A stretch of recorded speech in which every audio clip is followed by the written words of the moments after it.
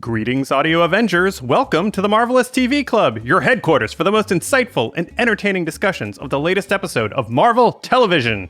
And that means it's time to ponder the strange tales of the 5th episode of Loki, Journey into Mystery. If you've listened to this show before, you know what makes us unique. It's the way we sort our discussions into 3 shows. That helps us have more focused conversations and makes it easier for you, the listener, to remember what the heck we talked about. Storycast is live, and Maeve and Amanda reveal the themes driving this episode. This week in particular, we delved into the connections of this series to the Divine Comedy, as in Dante's Inferno, and also this episode's meditation on the way we self-sabotage our efforts to improve. On Monday, our character cast with Christine Kippens will dive into the minds of the characters themselves. It's Lokis upon Lokis upon Lokis, and what makes them different is as fascinating as the qualities that make them a Loki. We'll get into all of that. But now, it's time for this show, PonderVision. This is the show that tackles the most captivating conundrums raised by the episode and teases out their implications, both for the MCU and for our own reality. I'm your host, producer, editor, social media maven, and more, Marc Faletti. And as always on PonderVision, I'm joined by the man suing to get Frog Thor out of that little tiny jar, Jesse Taylor. How is it going, my friend? It's going well, and I'm glad you've recognized my fight for freedom. Yeah, you got to stand up for the little guy, quite literally, in this case. The teensy-tiny little guy. Could you recognize that was Frog Thor at the beginning? I couldn't tell what was in that jar. I thought it was a Thor, and I was like, oh, it's baby Thor. It's a little Thor. And then I was like, oh, it's the frog. It really wasn't until I did my second watch that I was primed to look for that. But my brain, for whatever reason, when I first saw this episode, I wasn't prepared for Easter eggs. So I was just looking at them. That's stuff. That's junk in the background. Okay, where's my Loki? Where's my Loki? And then all of a sudden it started clicking like, oh shit, they're putting a lot in this episode. Yeah, it was interesting to take a ride back through a bit of that feeling of WandaVision and all the possibilities of things. And I'm not sure that's always going to work out for the best for Marvel. We'll probably talk a little bit about that, but we'll see. I do have one question for you before we get into this all, which is, was alligator Loki eating President Loki's hand cannibalism or not? They're both Lokis, Jesse. How do I reconcile this? I am now taking the position that Lokis are a species. Okay. And yes, I believe that it was cannibalism. But I also believe that the only way alligator Loki has to defend himself is using those chompers. He's a gator. What else is he going to do? So I give him the benefit of the doubt. It's not cannibalism in the same sense of intentionally eating someone. I think of cannibalism as, the crashing in the mountains and you pick somebody and you roast them over a fire kind of thing. Okay. Not the I'm being attacked and I defend myself and I'm an alligator, so the only thing I really have to do is bite and eat somebody. If he'd spit out the hand, Jesse, you'd have a point. But he gleefully chomped on and then chose to swallow that hand. Even though he didn't cook it because he's an alligator, I still think that's cannibalism. That's I'm sympathetic to the fact that they're probably starving in the void. But it does look like Kid Loki has an endless supply of ecto coolers, which I admire about him. Yeah, that's a sign of a cool kid right there. Well, look, Jesse picked our 4 categories for tonight, so we'll be diving into questions about Loki, goings-on at the TVA, the mysteries of the void, and, of course, some meta questions. But Jesse, take us to where you want us to go. Where do we start? All right, so our first category is called Loki Doki. We're going to talk about Lokis tonight. We've seen throughout this series that Loki and Sylvie have differing views on how to execute plans, even what a good plan is. So, Marc, I'm going to ask you, and I don't know what you think of this plan, but I want you to put yourself in the shoes of Loki and tell me, how would his stab the gargantuan smoke dog in the back plan have actually worked? Well, Loki has seen heroes do this kind of shit over and over, right? Dive once more into the breach and then wing it. But Jesse, those are professionals. This is like watching someone play guitar and then deciding you are going to grab a Fender and charge the stage at Madison Square Garden in front of a crowd of like 30,000 people. That's the equivalent of Loki's plan. So even though he's seen heroes charge into the breach, he has no idea how they sort of make it work. And again, of course, we know that they mostly just wing it too, but they have a lot of experience winging it. And sometimes when you're like a hostage negotiator, you're winging it, Jesse, but you have experience and training that makes it possible for you to increase your odds of success in a situation with a ton of variables that nobody can predict. Heroes are like hostage negotiators, and Loki is walking into one of those negotiations just damn sure he's going to pull it off when all that was going to happen was that he was going to get his head chomped off. I think you're exactly right. And I like to think of it as the Scalabrine factor. Now, we're both basketball fans, and we'll talk about this a little bit. Brian Scalabrine is a longtime NBA player. I think about, 13 years in the league, maybe even longer. Mm-hmm.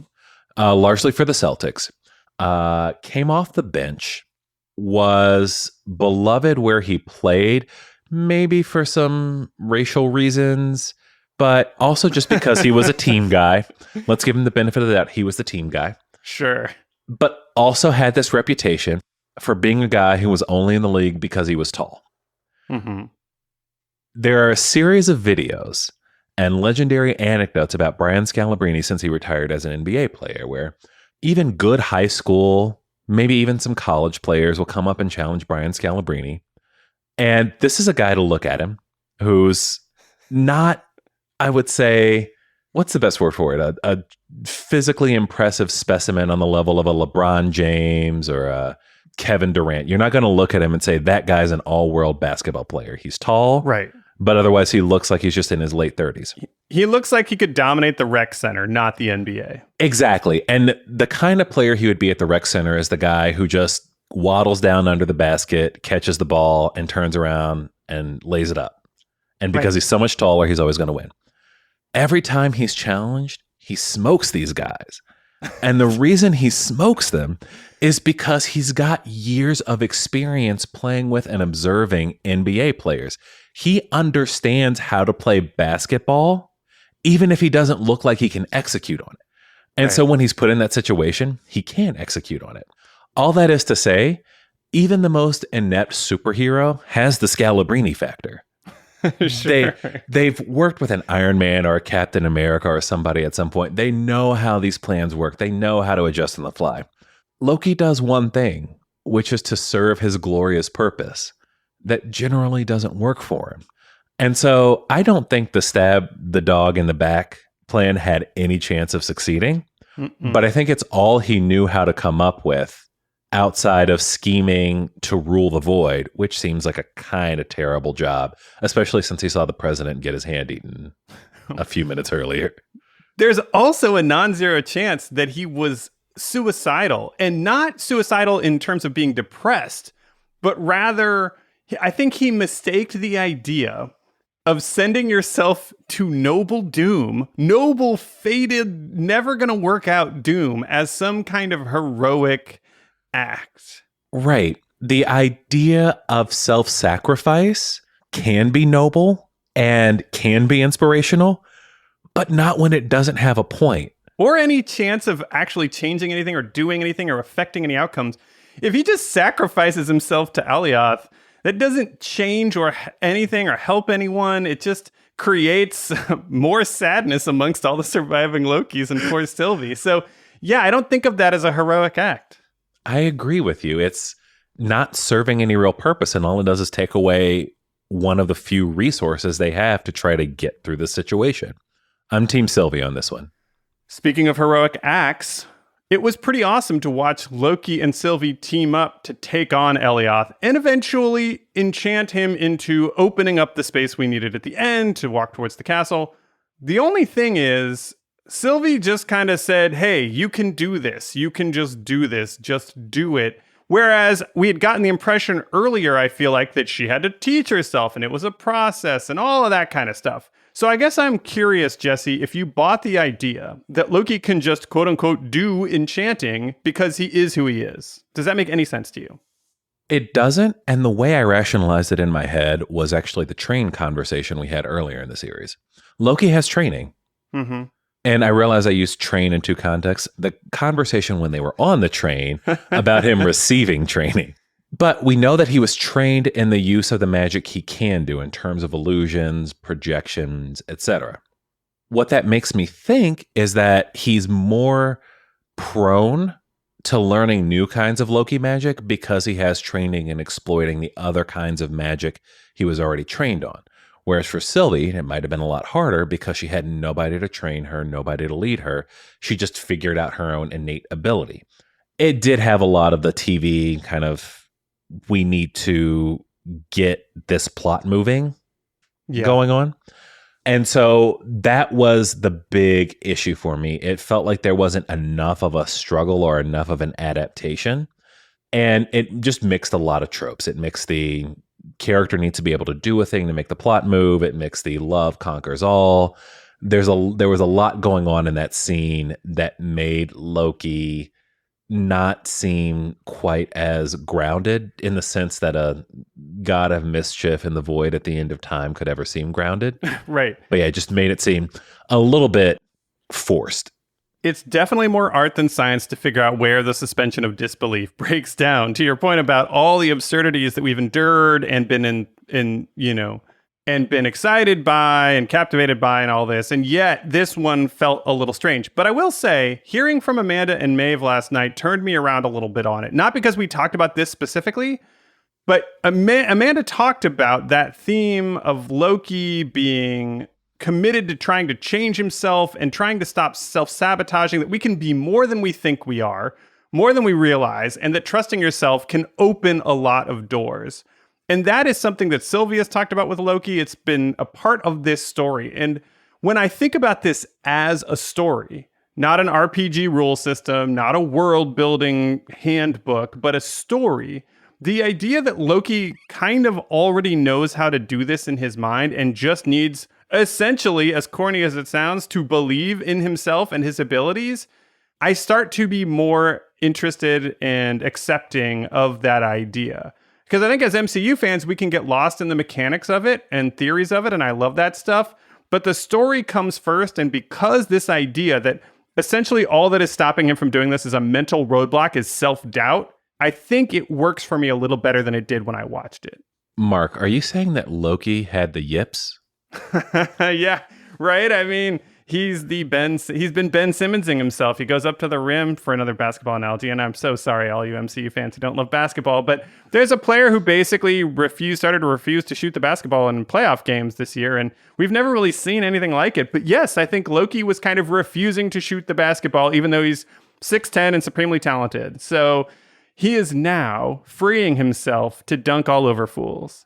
And if we remember back to when Loki met Sylvie in Alabama at the Roxcore store, he looked down on enchantment. He thought it wasn't, the sense that I got is that he thought it wasn't real magic, or that it was lesser, or that it was some sort of cheap trick as opposed to the sort of magic that Loki can do.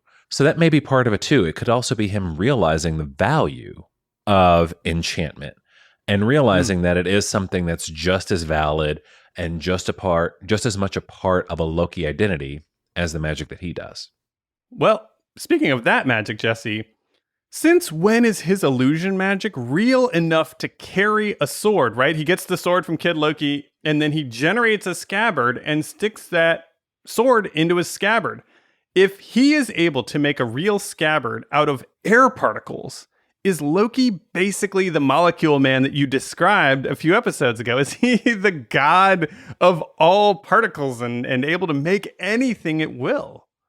I've been wondering about his power set during the series. And again, this gets into the whole, as you were talking about, mechanics versus narrative issue with superheroes.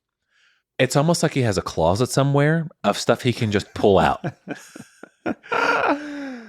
And that set of powers, I'm not sure we've ever quite seen anything like it, but I'm willing to believe it, at least in the sense that Loki would have ready access / ready preparation for weapons. He grew up in a militarized society. His brother famously wields a weapon. Loki himself wields 2 daggers.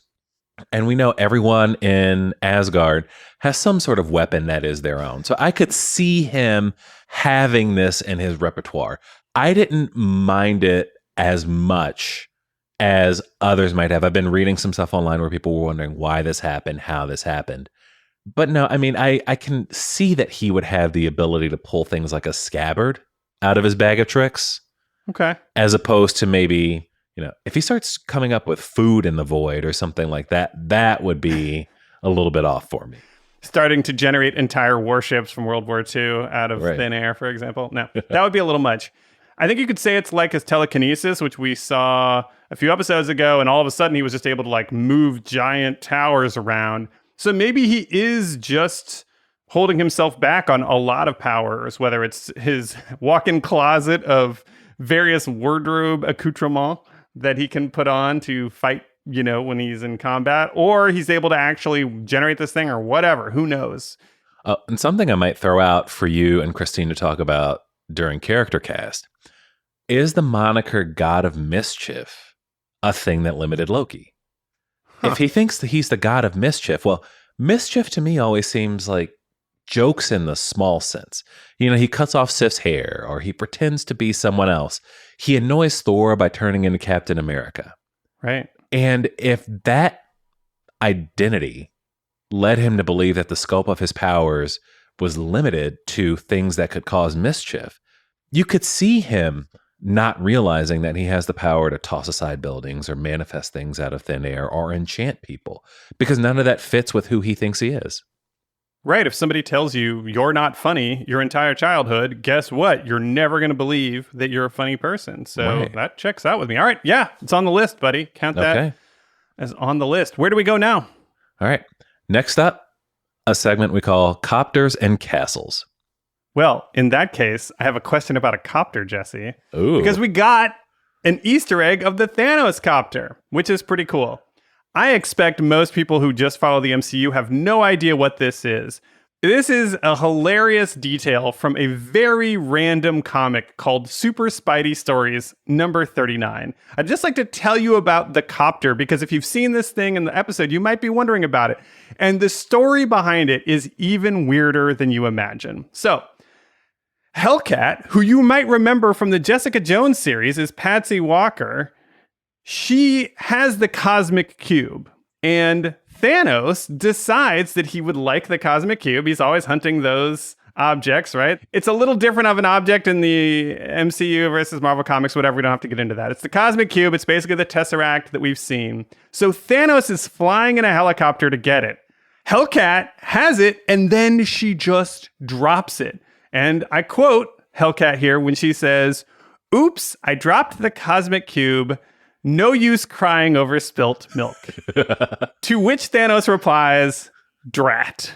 That is the level of comic detail we were getting out of this issue of Spidey Super Stories number 39. Now, the cosmic cube falls, and a child picks it up and decides to start wishing for shit like ice cream. Thanos is like, "Give me that, you brat." That's actually what he says. Then Spidey and Hellcat team up, and Thanos, having the power of the cosmic cube, decides to summon a large dog to threaten the Hellcat, get it? And then he decides to make the ground shake to make Spidey and Hellcat fall over. But of course, he's the one who slips and drops the cosmic cube, and he is foiled again. That's the origin of the Thanos copter. So when you're wondering, like, should the MCU be super precious to all of its source material? Remember the story of the Thanos copter, which was about how Hellcat dropped the cosmic cube when Thanos was flying his helicopter to try and get it. Jesse, I have a question about this, though, because that was a cool Easter egg, because that is one of the weirdest little details of Thanos' backstory from the comics. But you know all kinds of Marvel comic stuff super well. So I'm curious if there's an Easter egg that you wish you had seen in the void. Obviously, they could never please everyone. I'm not trying to say this is something they should have done and didn't. I'm just saying, what's your dream Easter egg? What did you wish you saw in the void? What is it? Where does it come from in the comics? And why do you want to see it? There are two directions you can go with this question. The first is the totemic items you see in Marvel Comics, like the Ultimate Nullifier, things on that level. Stuff that played a role in iconic, wonderful stories that have defined you as a comic book reader. Fuck that. Where I'm going is a 1993 12-issue series that defined comics for a generation. It's a story of a man, a former athlete, who gained powers through a magical football uniform. That's right, Mark. I'm talking about NFL Super Pro. Wow. All right, so tell folks about NFL Super Pro. So NFL Super Pro focused on Phil Grayfield, a former NFL player who survived an accident, and after the accident, for some reason, also gets a nearly indestructible NFL uniform. Not of any particular team, because the uniform itself just has the NFL shield on it and NFL colors. So it's almost as if the NFL just made a uniform for someone. He happened to get it, and it made him into a superhero. Now, the plot of every comic also, for some reason, focused around street criminals' hatred of the NFL. Wow. He would stop criminals from burning NFL paraphernalia, or from interrupting an NFL game. Now, if you're wondering how come this comic still isn't being published today, because this is a fertile ground for plots, it can probably be found in the original writer's explanation of why he created the character. Okay. Now, I might butcher his name because I've always seen his name in print, but I've never heard it pronounced. Fabian Nicieza. Mm-hmm. So for those in the audience who might not have heard of him, Fabian Nicieza actually has a very long career in comics, and he helped create Deadpool, X-Force, a bunch of other characters who are truly iconic. But do you know why he created NFL Super Pro? I have no idea. To get free tickets to an NFL game. That's kind of brilliant, dude. It is. So he just came up with this character, got the licensing, because he just wanted football tickets.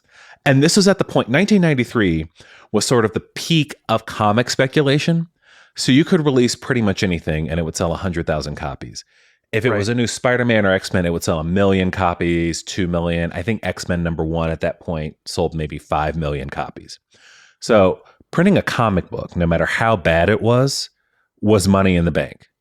But to get back to the void, what I would have loved to have seen was just that burnt out NFL Super Pro uniform laying somewhere.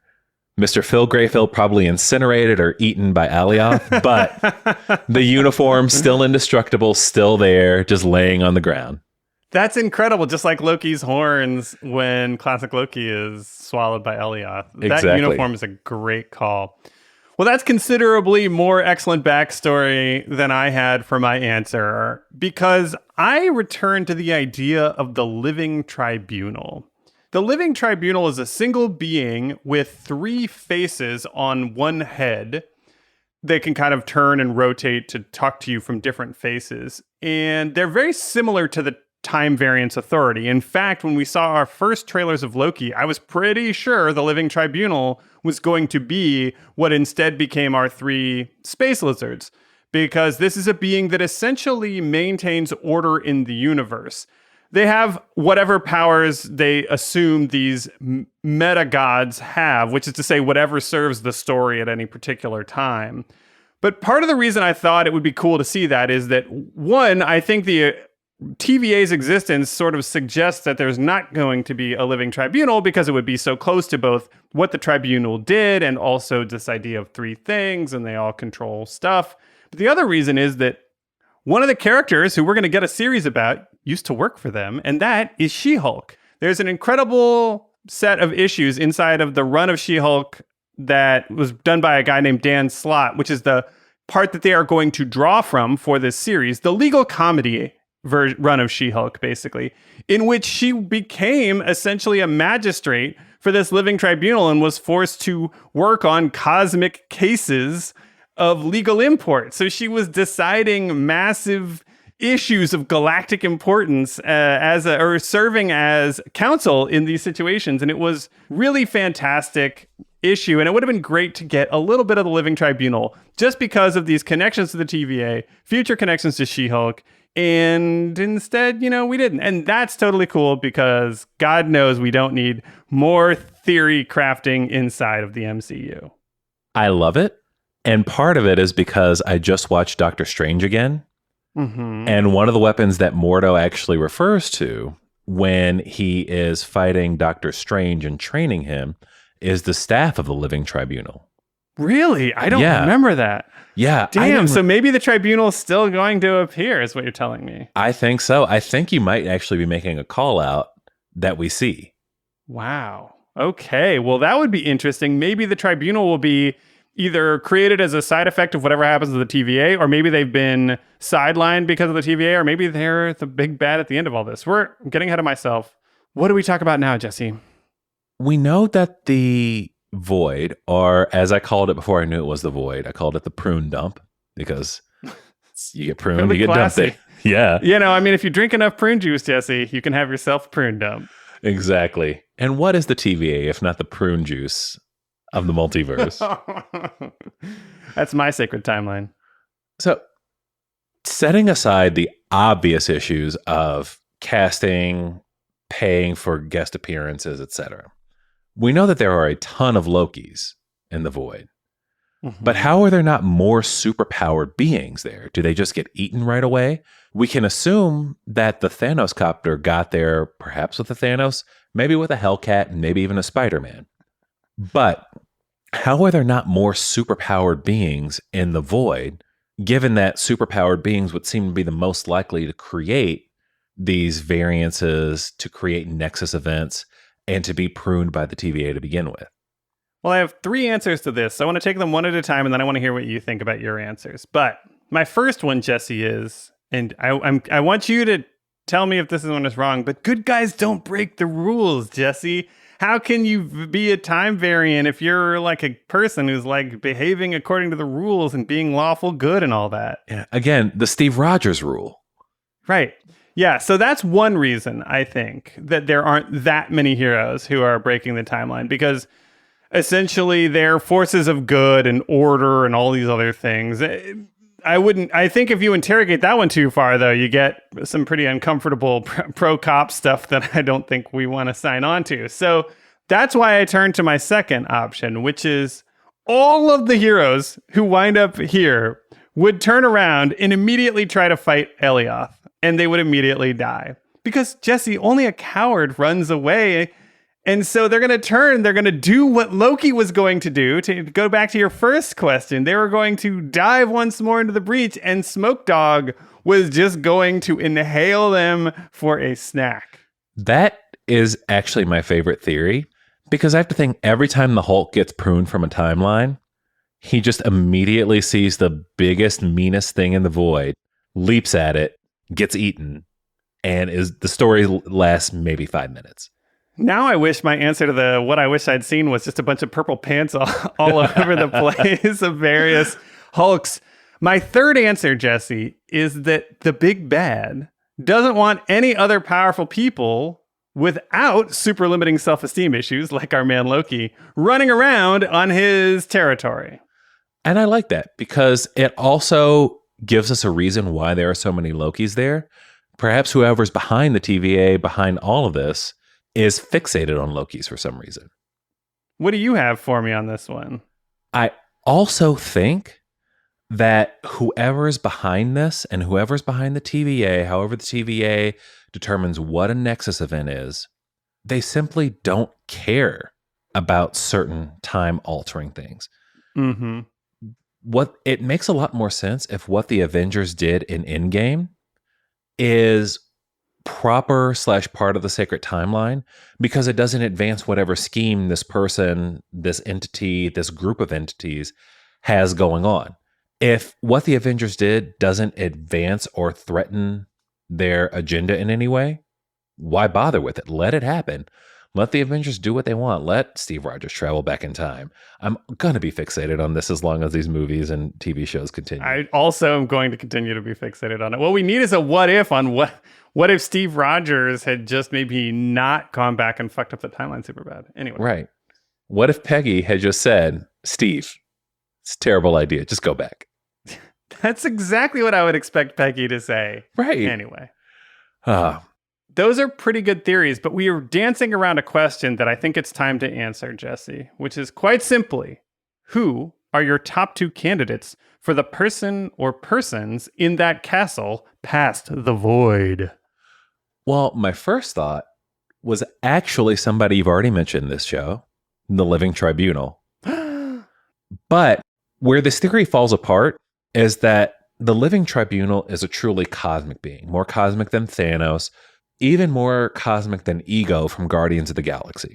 Mm-hmm. And I have a hard time thinking that the Living Tribunal would put up all of this smoke and mirrors, would create these androids, would lie to so many people, would have so many agents on the ground, when the Living Tribunal could just do this themselves. And so that's my issue. I can't see how you get from Living Tribunal to the TVA. I can't fill in that narrative. Right. It's like more machinations than that being would need in order for them to create the order in the universe that they desire. Who's your first choice? Well, you know my rule about Marvel projects, Jesse. Do you want to tell people my rule? I think we've talked about it before. Sure thing. Which is pretty much that usually by the second episode of the series, you've seen everybody that you're going to see, which means that any twist has to involve a character you've already seen. Right. So both of my answers are going to be people we've seen, kind of. So my first one is going to take me back to Storycast again. So they successfully convinced me that this is a story that is all about Loki dealing with his own baggage. And even though we didn't talk about it, one of the things during my rewatch today that I thought about was, remember how Mobius and Sylvie both make fun of Loki for his metaphors over the course of the series, right? He loves talking metaphors, makes him sound smart, or he's talking about the imaginary dagger and it all kind of falls apart and Sylvie teases him. This whole thing is a metaphor about Loki and self-improvement and fighting through the self-sabotage in order to try to actually improve. And what you were talking about earlier, even stopping yourself from being defined by what everyone else has told you you are your whole life. So if that's the case, then of course, it's got to be Loki's all the way down. Loki needs to battle himself. And the part of him that I thought was going to be President Loki when we talked last week, I think is going to wind up being this King Loki who's sitting in this castle, the one who created all of this. Because Loki has talked about how he kept wanting to take over the TVA, take over the TVA, take over the TVA. He loves the fact that Sylvie doesn't want to, but most of the Lokis we've met would feel exactly the same way as our Loki, which means, of course, the only person who then would have created the TVA is a Loki. It ties everything together. It could give us another actor who we may not have seen yet, who's also a Loki, or it could give us Tom Hiddleston versus Tom Hiddleston. Nobody's going to complain about that. Well, would they? I mean, because then you were talking about 2 of 3 shows end in battles of actors versus themselves, you know? I always love the trope. And, again, one of my favorite 90s action movies is Face Off. So who doesn't love a plot where you end up facing off against yourself? Who's your other candidate, Jesse? My other candidate is someone we already know we're going to be seeing in future Marvel projects, at least in Ant-Man and the Wasp and Quantumania. Kang the Conqueror. And there's a few reasons I think this. The first is a very minor Easter egg that was in the episode itself. We know that when Loki went to the Void, we saw a version of Stark Tower that was destroyed. Mm-hmm. But if you pause and zoom and enhance, it's not Stark Tower. It's King Tower. I'm not sure if that's exactly how you say it. Maybe King. I don't exactly know, but it's Qeng. In the comics, this tower was introduced in an Avengers comic, and it was seemingly a competitor of Stark Enterprises. But it actually ended up being Kang the Conqueror. If you look back at the comics, Alioth, the giant smoke dog, is also associated with Kang. And even Ravonna Renslayer is in love with Kang. There's a lot of things pointing to Kang. And Marvel has not been shy about pointing out that he is going to be the big bad coming up. So I could see it being him, and we get our first introduction to him, even if not a full physical appearance, a referent or some sort of stand-in for him that leads to Ant-Man and the Wasp in Quantumania, which also means we might get Loki in that movie as well, which would be an unexpected bonus, I think, for a lot of people. I love that idea.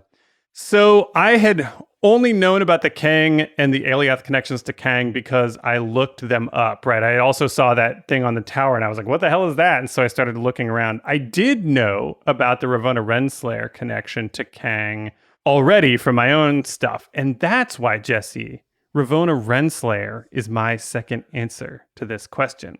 So if we're following video game logic, which I think Marvel has done in its phases, we're beating these low-level bosses in order to get to the big bosses.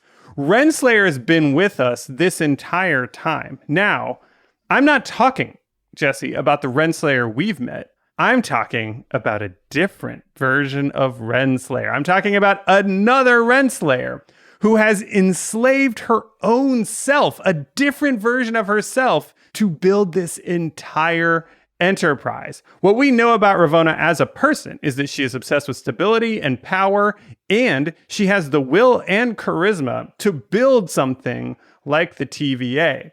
And so returning to my ideas of like, hey, let's center this in the story and the metaphor that they're trying to tell about self-improvement, Ravonna has always stood out as the person in opposition to Loki's self-improvement. So if this is a story about Loki learning to improve, she's the person who has continued to sort of go down the sinister path, and she's made self-sabotage, and even maybe if she's a different version of herself and has grabbed some other version to run this place, like she's turned self-abuse into an institution. And I think that could be a fitting counterpoint to what we've seen Loki go through. And thematically, it would also give a great tie-in if Loki and Sylvie end up either taking down whoever's behind the TVA or at least discovering, unmasking, and destroying the mystique of the TVA. Because it was Ravonna Renslayer, the one we know, who created Sylvie. It was her actions that pushed Sylvie to be who she was. And so she would be the seeds of her own undoing, even if it were a different her. Oh man, that's great. I didn't even think about that. Of course, she did herself in. If she just let this kid go, the Sylvie go, she would have had her enterprise over time. And instead, it might all blow up in her face if she turns out to be the bad person at the end of this. And I like that theory because it also feeds into your theory of conservation of Marvel actors. Well, and they could bring her back at any point they wanted to because there's multiple versions of her running around and she's great. So hopefully, even if we see any version of Renslayer die in this show, that doesn't mean we've seen the end of the character. Some other version could easily join us as a lover of Kang or a partner of Kang or any of that stuff. Exactly. And, you know, man, if this show is also about love and defining love, which is something Maeve and Amanda have talked a lot about, Ravonna being the bad guy in this, but also seeing some kind of weird dysfunctional bad version of love that she might have with Kang could also fit in nicely with the themes here. I like it. And now that we're talking so much about Ravonna, let's go back to the old time mill. The time mill. You're punching your clock for the clock place? Yeah. Exactly. Now, we all love Miss Minute's Twitter account. Yeah. But we still don't know who or what Miss Minutes actually is. We had a little bit of an answer, but we don't know if that was honest. We don't know if anything about the TVA is honest. Based on what happened this episode, do you think that Miss Minutes is an unwilling tool of the TVA or an active collaborator in its schemes? Well, Jesse, I hate to self-own. You know, Loki would disapprove of me doing this, but I have to self-own. Because for all that I was right about Mobius as an unwilling tool, or at least an unwitting one, right? He didn't have all the information, had been brainwashed into this. I had tried to take the sympathetic position with Miss Minutes earlier on in the series, and Jesse, that was some bullshit. Because Miss Minutes is clearly a collaborator at this point. I feel like when Ravonna asked her to go get those files on the origin of the TVA, Miss Minutes was trying to obfuscate that because she already knows whatever the hell they are and whatever the hell they say. And that means she is totally in on whatever is happening. Because if she was stuck in this or just some kind of tool, she would either get the files or ask a procedural question, but she wouldn't try to deflect and manipulate in that way that she did. She also clearly called the time cops on her own when Ravonna was under pressure from Sylvie. And obviously they kind of had some communication about it, maybe like visually, like eye to eye or whatever. But that she did not have to do that if she didn't want to. So yeah, I think she's the frickin' propaganda minister of this place. I rescind all my previous sympathies for this character. I think she's a bad guy. And they made her look cute so that you would wonder, is she just being taken advantage of? And no, she's taking advantage of everybody else. Miss Minutes is not only a cop, she's the super cop. Oof. Yeah, and putting the kind face on it, right, is exactly what cops do. There's always like some kind of weird van they drive around to the high schools to be like, hey, aren't we hip and cool? And it just never works. And Miss Minutes is like the cops trying to be cool to the high school kids. She's like, so when I was in, I want to say 4th grade, we had D.A.R.E. I don't know if D.A.R.E. still exists, but it's drug abuse resistance education. And the entire idea is that cops would come into school and tell you things like, when you go out on the playground, there's going to be people trying to give you free stuff. But all of that free stuff is drugs.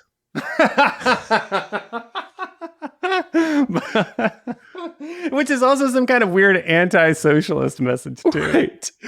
And so our D.A.R.E. cop was the bassist for the D.A.R.E. band. Really? Yeah. So we would have to not only go to D.A.R.E. events, we would have to go to extra D.A.R.E. events where the band would play. So regional D.A.R.E.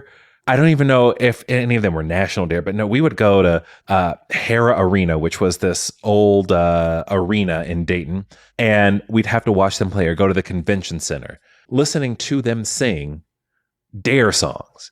Like what? Like original D.A.R.E. songs or pop tunes? Oh my God. I mean, they all sounded like bad inspirational 80s music. Okay. Yeah. And I can't remember the lyrics to any of them, but I do remember that one of them was D.A.R.E. to keep kids off drugs, D.A.R.E. to give kids some hugs, sung over and over and over again. Well, I was about to congratulate you on not letting any of that propaganda poison your brain, but apparently they were so repetitively, monotonously successful in waging war on you that you haven't been able to totally divest from it. Yeah, if I had a time loop that you had to put me in to punish me, it would be a D.A.R.E. concert. Holy shit, man. Well, that's the worst kind of sales pitch I can imagine for anything. But I want to talk about a better kind of sales pitch, because Mobius is headed back to the TVA, and we also know that B-15 has all the information that is needed to turn this whole thing around. The problem is none of the other TVA soldiers, and there appear to be a lot of them, have any idea what's going on. So if you're Mobius or you're B-15, what's your sales pitch to convert a TVA soldier to your side right before they run up to you and prune you? The only thing I can really think of is that you'd have to know the soldier who is coming for you. Oh. Because it's clear that even though they get alternative identities, they still get to be people to some extent. They have interests, they have food they like, they have parts of their jobs that they fixate on, eras they like, whatever. And so I think you'd have to sell them on that basic question of, why is it you like X? Mark, if you're a TVA soldier and you come up to me to prune me, I'm just going to ask you, Mark, why do you like basketball so much? You've never played it. You've never had a team, but for some reason, you are interested in it. Think about why that is. And hopefully that would save me just long enough to stop you from pruning me. But that would be my in the moment. That's a pretty good answer. And we got some evidence in this episode that the TVA soldiers are capable of noticing logical inconsistencies, because when Sylvie prunes herself, those cops are looking at each other like, what? And Ravonna's trying to play it cool. Like, oh, well, she's dead. Who cares?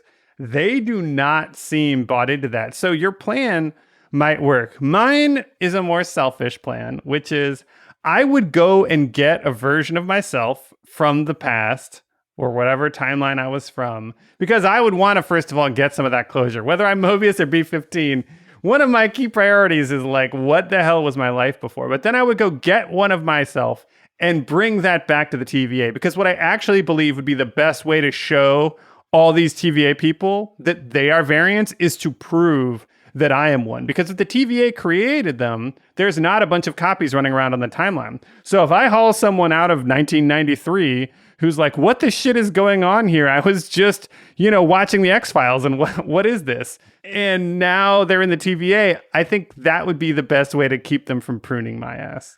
I like that. And you're not Loki. You aren't a shapeshifter. Nope.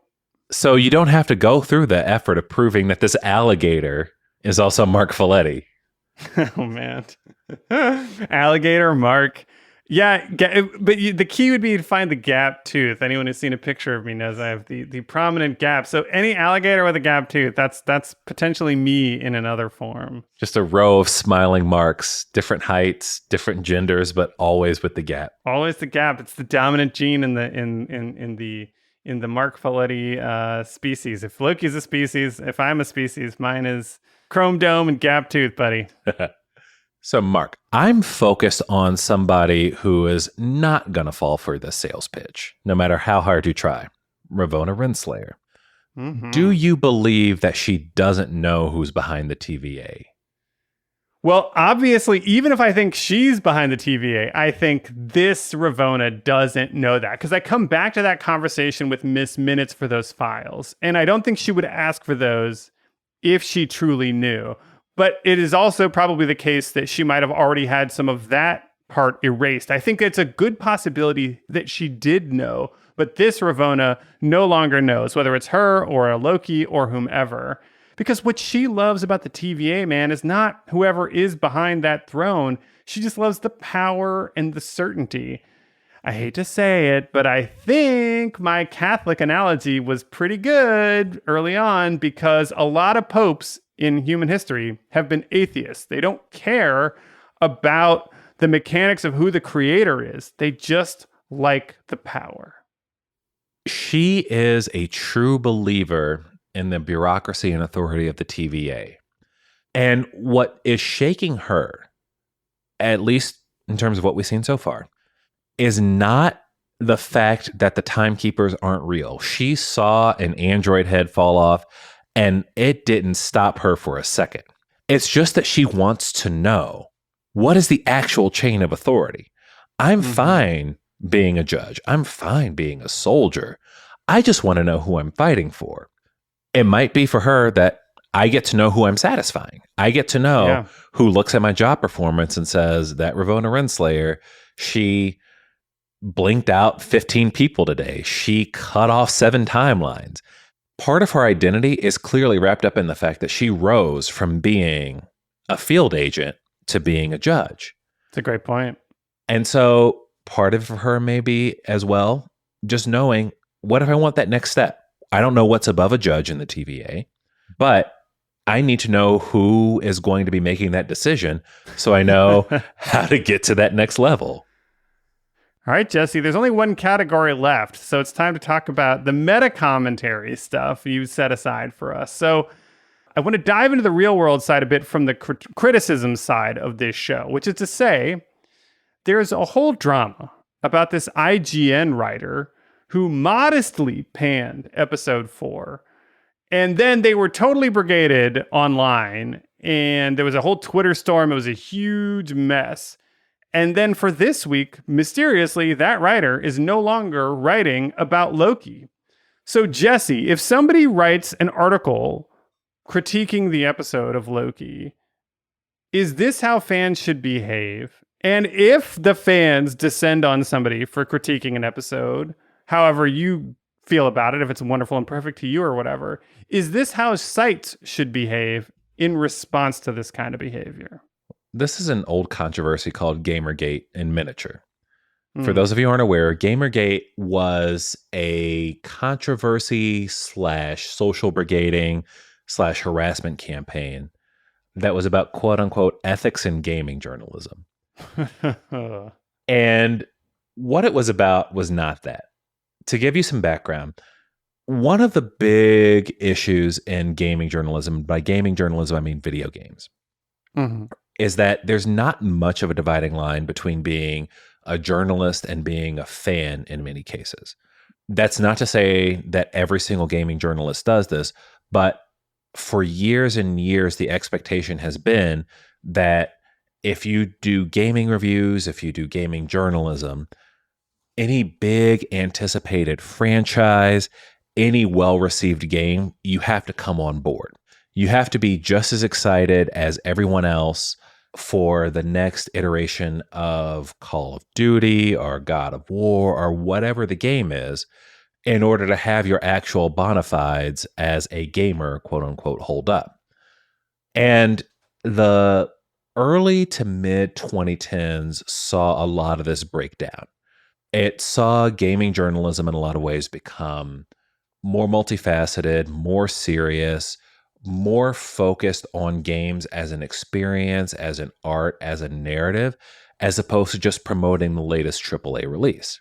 And inevitably, when people started saying, let's look at this indie game from a developer who wasn't a cis white man, and let's say that it's good, but then also let's look at all of these games that are incredibly repetitive, but they're backed by millions and millions of dollars of advertising and development, and say those might not be as good as you think.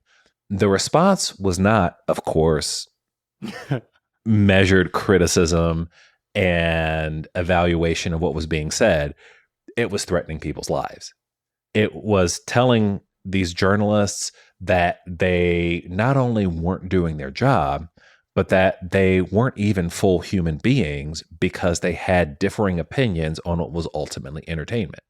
For me, this goes back to the first tribal war I can remember with respect to consumer brands, which was Sega versus Super Nintendo. And that was serious. That was a just blood war when it started. You were a Sega person or you were a Super Nintendo person. You had a side. You couldn't think both were good. And if you criticized one, you would be besieged by its fans and adherents. And what it taught me is that falling into that sort of consumer identity is awful, because you can't ever truly enjoy anything for what it is. You can only enjoy it because it fulfills your self-identity and it reaffirms your commitment to what you've spent money on, which is absurd. It just lets you fall into this fallacy of sunken cost. I have to like this because I've already paid for it. And so you can't criticize it or you're a bad person. All of this is to say that what happened to this IGN writer has repeated in the past and will repeat again. And none of it's good, and none of it helps a healthy fandom, if you want to call it that. Because one of the things you have to realize about liking something is that your opinion isn't universal. Right. I like Loki, and I have enjoyed all the episodes so far. But I also know there are going to be Marvel projects that I don't like. There's going to be ones that aren't as fulfilling, ones that aren't as meaningful to me, ones that I just think are plain bad. They just aren't exciting or good or interesting. And that's fine. Liking something doesn't mean you have to like every single aspect of it that's ever been produced. And it's the same thing we get with, and I hate to say this because hopefully there aren't people in this realm who are listening to this podcast. And if you are, I don't know why. But if you criticize Zack Snyder, you will be assailed online over and over again. And it's happened to me on Twitter when I pointed out that I didn't like Justice League or other movies, things like that. What it ultimately comes down to is there is this toxic identity that people find in what they consume. And to threaten that for some people can be so dangerous and so threatening to who they are and how they conceive of themselves that the only thing they can do is lash out. And if you reward it, whether you're IGN or you're another employer, you're another publication, all you do is promote more of it. Happened in Gamergate. These complaints came in, so journalists got removed from reviewing certain games, covering certain things. The way things got reviewed or covered changed. It didn't stop the harassment. It simply justified it for the people who'd committed it, and they increased it, and it got worse. That is my rant. This IGN writer, I might not agree with them about how they reviewed Loki, but guess what? Their opinion's valid. They watched the show. They had a different opinion. Great. Yeah, their take was basically, there were a lot of promising elements that didn't come together for me. That is not a crisis. No. Look, if somebody is trying to debate another person's human rights, or is engaging in hate speech, or is doing anything dehumanizing, pile the hell on. But saying that episode 4 of Loki did not come together for you is not dehumanizing anybody. So guess what? Trying to extinguish that level of critique is fascist thinking. That is what bad guys do. Bad guys threaten and curse people who don't like the art that they like. And what you're doing when you do that is dehumanizing the critic. So if anyone who listens to this show, and I am pretty sure we've made this almost exclusively a show for people who do not engage in this behavior, but if you know anyone who is engaging in any of this behavior, you gotta confront them about it, because there's a difference between being a fan of the MCU and being a fascist for the MCU. And I am not exaggerating when I use that term. That kind of silencing, that kind of dehumanization of critique, that kind of rejection of any opinion that is not only identical to yours, but worshipful of whatever the source material is, that is the root of things like fascism. So sites should never give in on this. IGN should not have changed anything unless the author requested it for any reason. If the author was like, hey, I don't want to do this anymore, this is some bullshit, then fine. Otherwise, you just have to ignore, because Twitter noise is not real noise when we're talking about these kinds of fights. So that was kind of my meta question, Jesse. What do you have for us? So for an episode of PonderVision where we've returned to structure, as our listeners might recall, last week was a free-for-all. It made me shaky and sweaty. Me too. You know I love structure. You do. And I don't know if I've recovered from it yet, but I'm trying. We have one episode of Loki left. And from my perspective, I think this might be the best paced and structured series of the 3 Disney Plus MCU series we've seen so far. We've had a fake out mystery, a twist, a mystery behind the twist. We still don't know who the big bad is and what will happen with our various Lokis or Mobius or anyone else we've come to care about. Do you think that the finale can live up to the execution we've seen so far? I do. One thing that gives me hope is that this is the show that has been the least disrupted by the pandemic, which is to say the most produced knowing the circumstances of the pandemic. So even this show has been messed with by virtue of the pandemic. We have not yet seen a Marvel project that was made since the pandemic started that they have been able to just do the way they intended. And yet, all 3 of these shows for me have been very good. And as you say, this one has been the best of the lot. Now, I think there are 2 possibilities that could happen from an ending. One is that the theory addicts will be disappointed in any answer. Because as much as I love all the Easter eggs that we've talked about on this episode, Jesse, I think it's also continued to sort of spark those little fires for people who get caught up in things that are about the Easter eggs and about shock and awe and not about story, right? So if people wanted to be Kang because of the Easter eggs that you mentioned, they will then be disappointed whenever the answer is not Kang. Or if it's Kang, but they saw Easter eggs that pointed them to whomever, I'm not saying the M word, then they would be mad. But if you focus on story, right, then as long as the answer that they give us ties into the themes of this series, right, this idea of self-improvement, this idea of letting go of your baggage, all the things that we've talked about on Storycast and all the character arcs we've talked about on CharacterCast and all the big ideas and challenging things we've talked about on PonderVision, then I think it's all the signs are that it will be something compelling, because we went through 4 possibilities in our question about who the big bad is. And I think all of them you could justify under the story component. So I think they're probably going to nail the ending as long as you think about it as part of the story they have told us they are telling. But if you're looking for it to satisfy your personal quest based on a few hints that you've seen, well, you're going to be disappointed. And I think the best thing about Loki as a series is that it's been character driven.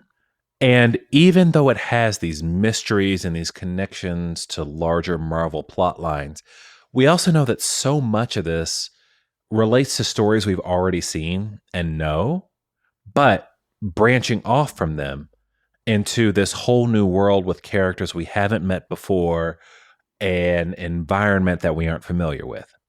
I will be satisfied with the ending if it gives me some insight into Loki and we get a good ending for Mobius. I am concerned about our primary protagonists. So it's Loki, Sylvie, Mobius. I want to see what happens to them. And more than the other two series even, it is not necessarily about what is the solution? What is the explanation for all of this? I'm excited about that, and I want to know what's going on behind the TVA and so on. But what I really want to know is what happens with Loki. Is he going to get eradicated? Is he going to keep going on? What happens if Sylvie accomplishes her mission? Does she accomplish her mission? Is it even possible for her to accomplish her mission given what the TVA is or might be? Right. These are the things I want to know, and I want to know how this affects them. Where the series will fail for me is if the finale is nothing but those reveals. Let's say it is that they walk into that castle and the Living Tribunal's there and Kang's next to him, and I'm going to toss him out here. Mephisto's in the background just lighting fires. I'm not the one who said it, Christine. Don't be mad at me. So let's say they give us all that. Let's say they just give us all these characters, and we've got 14 A-list actors who are just in the background as every Marvel character you can think of. Hooah, Mephisto! Right. Nothing's more marketable than the devil at the end of a time castle. It's what kids love these days. That's right. And Al Pacino. All the kids love Al Pacino. Gen Z loves Al Pacino. I'm shaking up the timeline over here. Just walk into the TVA and put your finger in some time water and it starts boiling. Yeah, exactly. But yeah, you could give us all of that. But if that takes away from the narrative we've had built for the characters, I'm not going to enjoy it. Because just seeing things doesn't give me the same satisfaction as finding some sort of resolution for these characters. And there's a reason they brought back a show called Loki. You could have done the TVA with any random Marvel character tossed in who just happened to get put in this. But there's a reason they chose Loki, because the audience is actually invested in him and invested in his saga, and to an extent invested in the other Lokis we didn't even know existed. If we get that resolution and it ties back, as you said, to all these themes we've seen, A+, fantastic, great. Even if the execution isn't 100% perfect, I'll most likely be satisfied. If we just drop all of that to build up 7 more movies, I don't know that I'll be satisfied. My biggest relief from these 3 series so far is that none of them have done that cynical ploy of just setting up a movie. Yes, Wanda will be part of Doctor Strange, but her arc is complete. I know for a lot of people who were interested in Marvel stuff early on, they've kind of moved on, or maybe, aren't as compelled by sort of continuing with these stories. And I totally get that. But the thing that keeps me coming back is that they continue to not take those shortcuts, not look at the short-sighted answer, not try to drive an extra $50 million to the next movie. They're just trying to tell these stories, because the more they focus on the story, the more money they will then subsequently make. It's that weird Zen thing of releasing your desire for the thing. And they seem to be pretty good about it. Not perfect. They're still, wary of really progressive relationship ideas. They're still wary of a bunch of other stuff. But as far as committing to telling a story that stands alone, I continue to be impressed. And again, we talked about the Thanos Copter stories. The comics that these things were drawing on were not nearly as effective at storytelling as the MCU. So that's why I hold out hope. But Jesse, if people want to talk to you about their hopes for the finale, where can they find and follow you? They can find and follow me on Twitter at Jesse L. Taylor. And I realize I've never spelled my first name for anyone, Jesse. And the only reason I say that is because now that society's kind of opening back up and I've gone to a few places and ordered some drinks, I forgot that everyone misspells Jesse. Right. They put that IE on it. The IE, sometimes the I, there's Ys, there's EYs. I've never met anybody with some of the more obscure spellings, but people still do it. See, if there's a void where there's a bunch of Jessies that get together, one of the things will be each of the Jesse Taylors that you meet will have a slightly different spelling of the name, and you guys can all commiserate over the frustrations that you face. And that'd be a great way to separate us. We could say, EY, get over here. IE, you stay over there. Because I'm sure what you would love is to be reduced to standalone E guy or whatever. I've dreamt of that my entire life, but no one's ever done it for me. All right, podcast powerhouses. That's our show for today.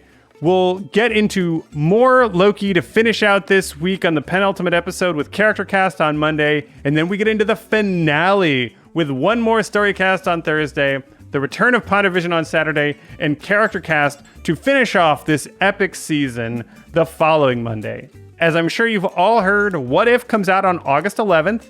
I'll be traveling in that time, and everybody in the Marvelous TV Club and all of you are getting back to their lives, at least for now.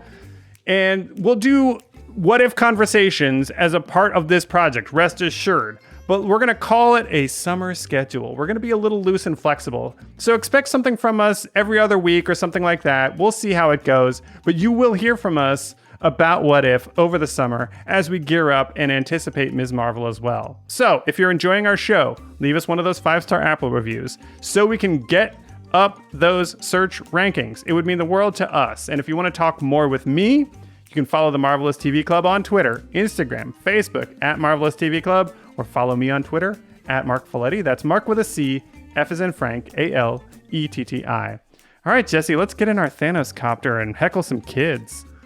Oh no, I dropped the cosmic cube. Don't cry over spilt milk, Jesse.